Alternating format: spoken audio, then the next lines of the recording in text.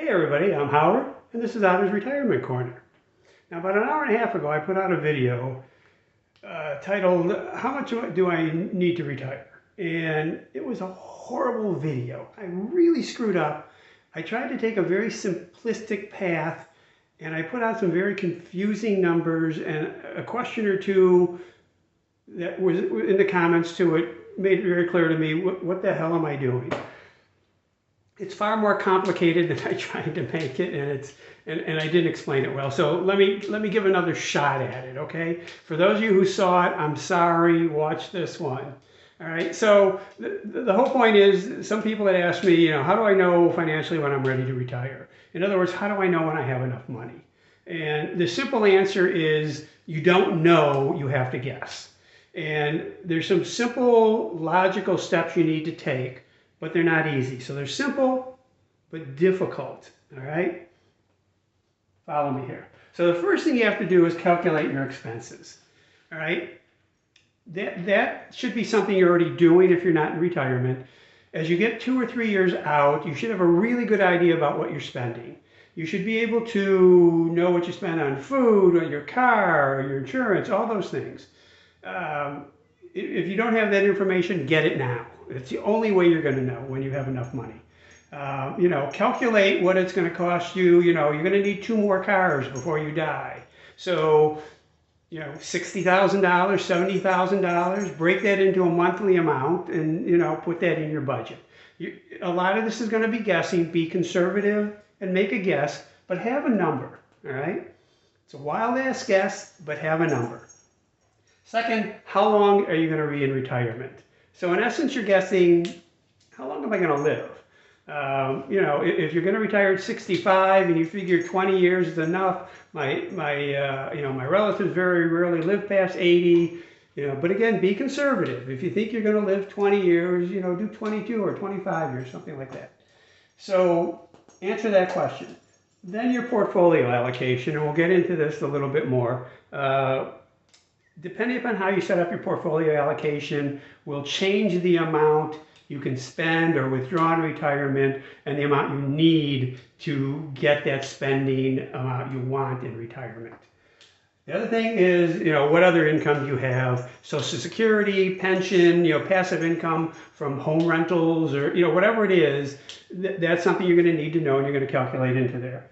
And finally, what withdrawal rate do you want to use? We've all heard of the 4% rule, all right? And that tells you that if you draw 4% of your portfolio, adjust it annually for inflation, and have it invested 50% in the S&P 500 and 50% intermediate treasuries, you have an extremely good chance of not running out of money over a 30-year retirement, okay?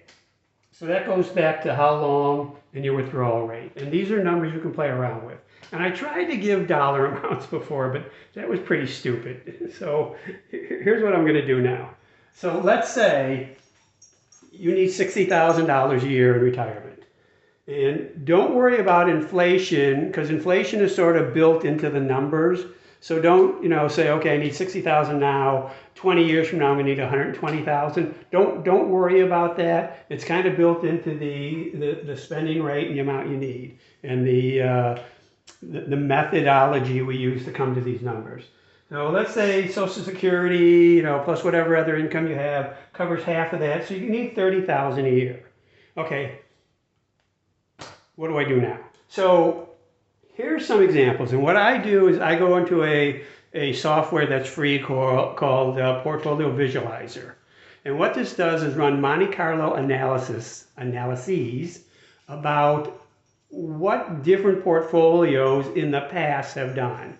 Now, as we know, past performance doesn't predict what it's going to be in the future, but it gives you a pretty good idea, because it has, 100 years of information in there. Going forward, it's going to run all those, possibilities that have occurred, and some of them are really bad and some of them are really good, but it's going to cover the gamut. So I'm not saying it's the be-all to end-all, and you can set your own parameters, but you're guessing. So this gives you a little bit of a history, it'll give you some confidence or a lack of confidence if that's what's necessary.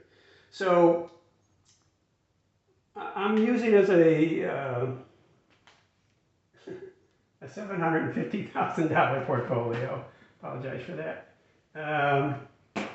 And again, depending upon what you need and where you are, that could be 150,000, 250,000, 7.5 million. This is just an example using just random numbers. So, we talked about 50% large cap U.S. stocks, or we said S&P 500. I just ran it with U.S. large cap stocks.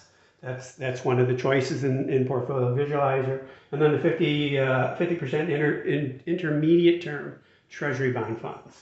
And I did a 20-year retirement.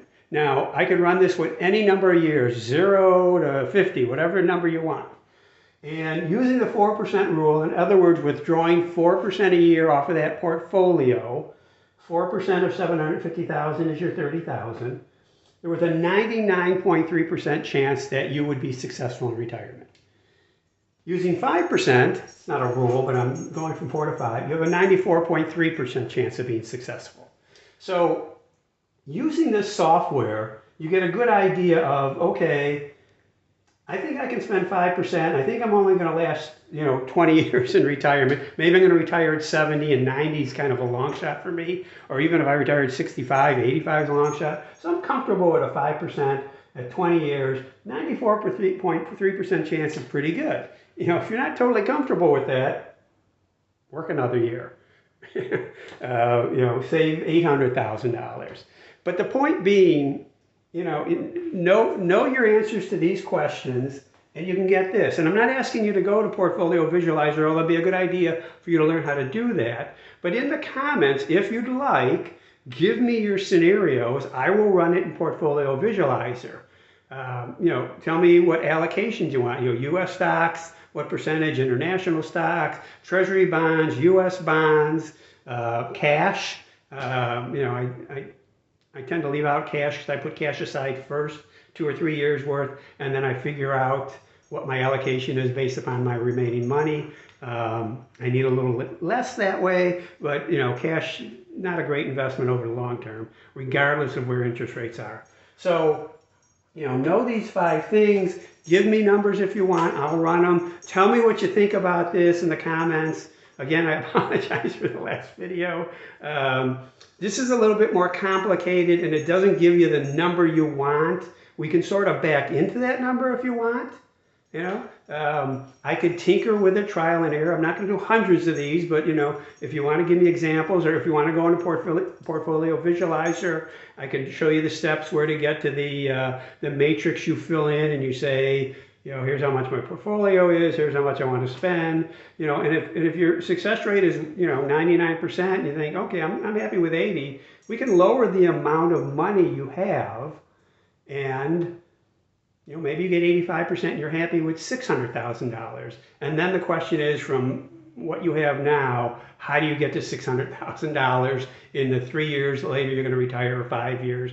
And that's something, we can discuss a little bit later. But, in those comments, let me know what you want to do. If you like this video and you missed my first video, please subscribe, please like, and please share with others. Thanks. Bye.